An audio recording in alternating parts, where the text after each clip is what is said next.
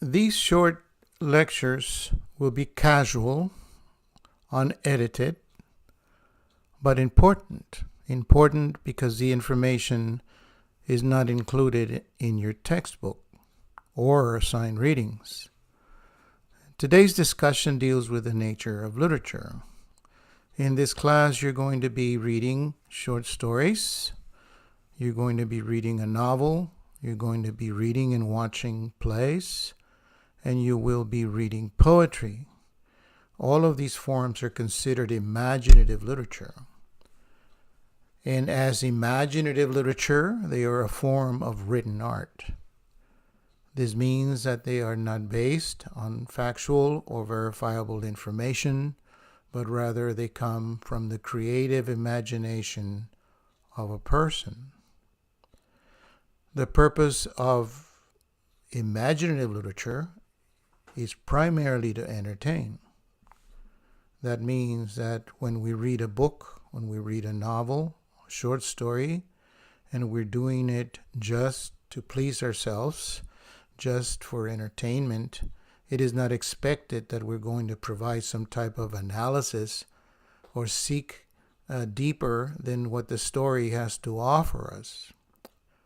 But in college and in this course, we don't forget entertainment, but we go beyond that.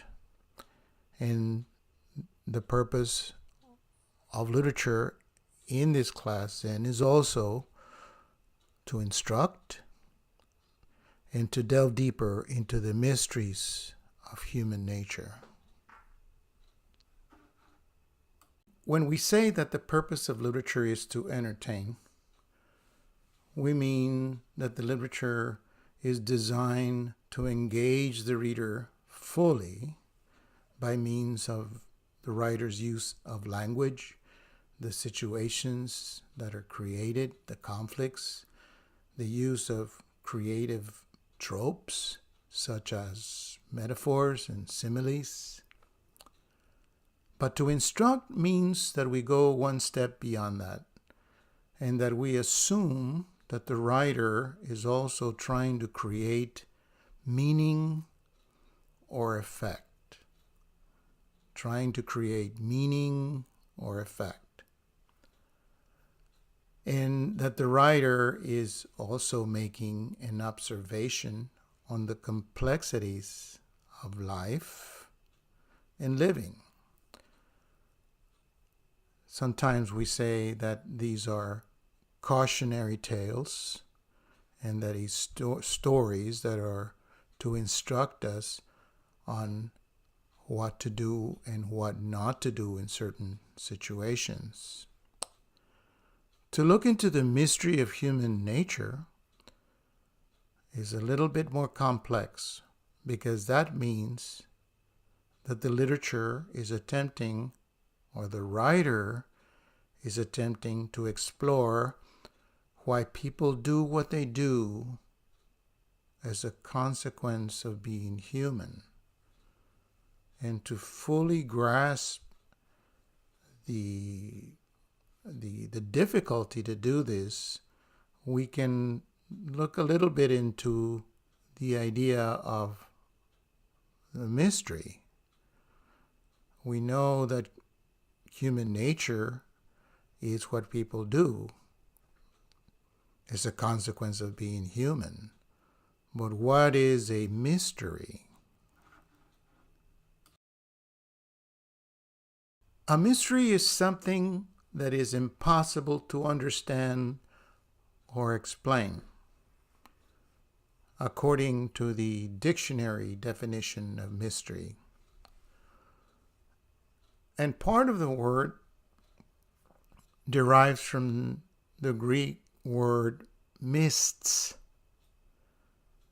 and that means initiate a person or to initiate. The initiated people in these old cultures were known to have the ability to see beyond the limits of normal awareness.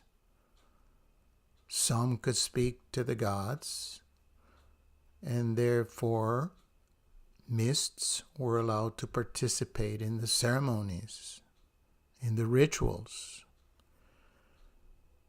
To delve into the mystery of human nature implies that a writer has some of these special abilities to be very aware of the human condition and to be very aware of the complexities of human behavior, and to be able to take these abstractions and these mysteries and somehow, through the literature, make them familiar and concrete to the reader. The role of the writer, the job of the writer, is to take the mysterious and make it familiar, to take that which is abstract and make it concrete. For example, we could use the word love as an example of a human condition, but it is an abstraction. What is love? You cannot touch it, you cannot hear it, you cannot taste it, but it takes a writer like Stevie Wonder to then take that abstraction and make it concrete by, instead of saying, I love you, he will say, you are the sunshine of my life. You are the sunshine of my life. That is more familiar and certainly more concrete.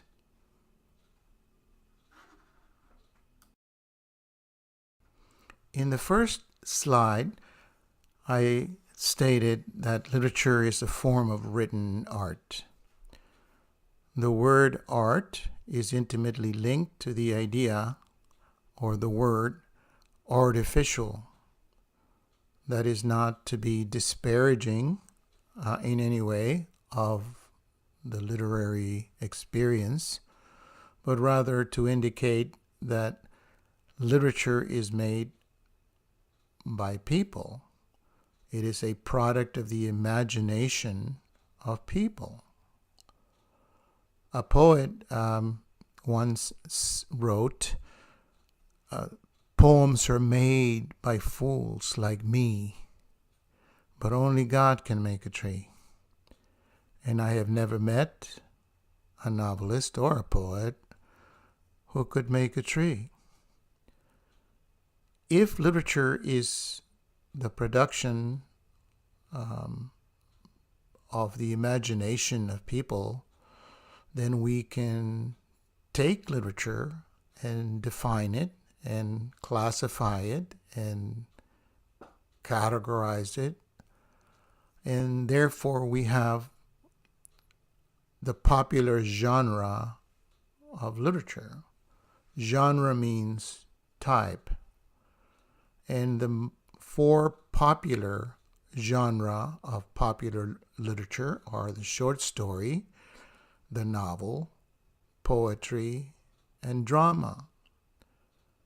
Each genre has certain characteristics that make it what they are.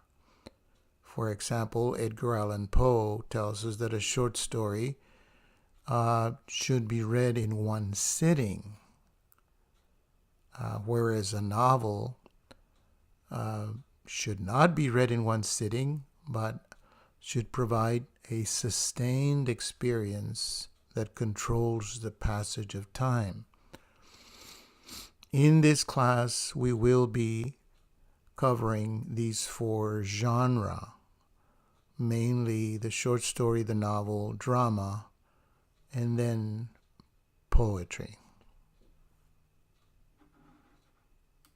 When we are analyzing a text, a piece of literature, it is important to know the approach that we are taking in that analysis. What questions are we asking of the literature? What do we want to discover as we do the analysis?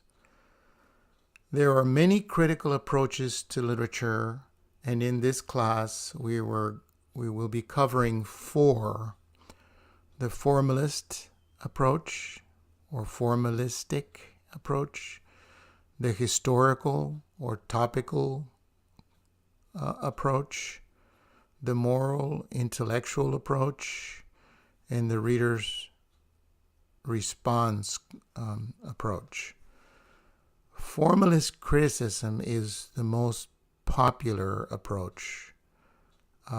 Many of our ACC students do that in Composition 2, where you consider the elements of fiction or the structures, and that is what? Setting, tone, point of view, character, all of those are the structures of the work, and how the writer uses these structures, shapes these structures to create meaning or impact.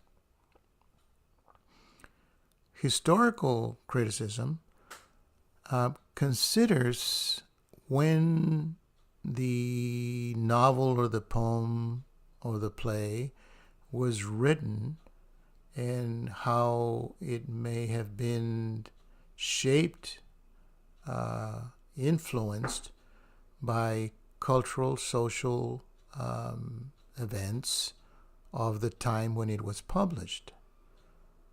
That plus how the people of that time would have received the story or the novel, how they would have responded to the novel. After that, historical analysis considers, has that changed? Has a novel that was published during the Civil War, if we read it today, would it have the same impact, or would we respond the same or differently than the original or the readers at the time of its publication? The moral intellectual critical approach, sometimes called sociological approach, tries to identify the values, what is considered right or wrong as a behavior, values that are being promoted by the work. How do these values affect us in our community? Reader's response criticism is probably the easiest approach because it considers the reader as an important element in determining the value of the writing. The value of the story or the poem is not established because the scholars or professors have said that it's a good story, but it's up to the reader to fully attend to that story, read it carefully, and if that story or that poem fails at creating an emotional response or creating insights for the reader, then it's not the problem of the reader per se. So it is an interaction between the reader and the work. We will be covering each of these critical approaches this semester. I will be pairing a specific genre, such as the short story, with formalist criticism, a specific genre, such as the modern novel, to historical criticism, drama to moral intellectual, and we will be pairing reader's response with the analysis of poetry.